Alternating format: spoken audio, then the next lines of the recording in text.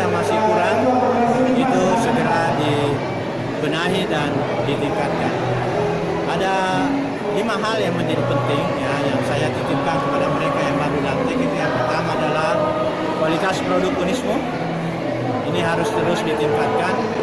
Kualitas produk Unismo itu dilihat dari lulusannya, dilihat dari penelitiannya, penelitian dosen, pengabdian masyarakat,